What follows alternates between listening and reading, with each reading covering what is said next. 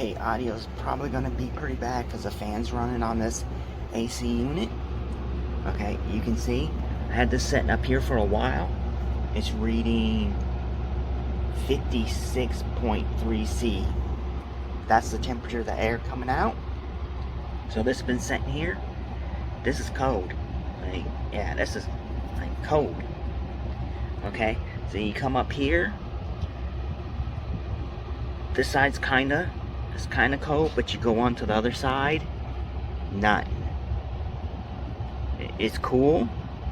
It's kind of cold, but not as cold as this side. This is why this is kind of a quick way to test it. So this is a 3-pin that runs the pump. It's running up here with a little extension. It's running up here to this Molex, because it's a Molex. So you can hook your fan up to Molex if you don't have a header to your board. It's hooking up to my 650 watt GQ power supply, and EVGA used to give you these right here. They call them their power supply testers. It just jumps it off and runs a power supply, right? So pump feels like it's running. That block is cold. It's cold, yeah. So, and this isn't truly accurate. I don't know how far it's off. It's like a sensor inside of it. So it's reading, through a small little hole. It isn't perfect. Just a little, cheap little clock that gives you the date and time. My mom gave me that. But yeah, this cooler isn't.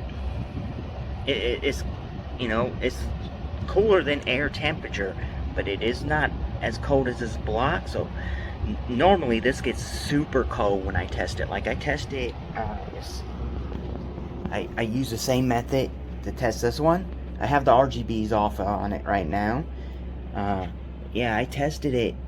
Tested that method with the same cooler here, and this is a that's the 360 radiator there, and the radiator got cold, just as cold as a block. This has been running for a couple minutes now. So yeah, the radiator should be just as cold as this, because the fans ain't on. Fans are off. Just the pump's on, so it should be circulating water. This side's cold. Yeah, you could. This side, well, it probably would feel cold. Even this is like getting cool too. Like.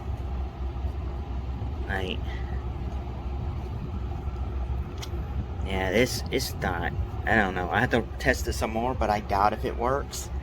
It's probably low on water, but this is, higher than that, so there shouldn't be any airflow.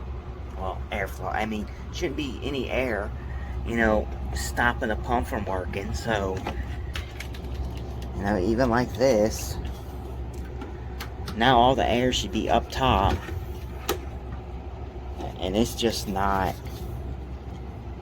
Yeah, feeling on my face, you could feel cool air, heat and cold more on your face. Like, that's not cold at all. This block's cold.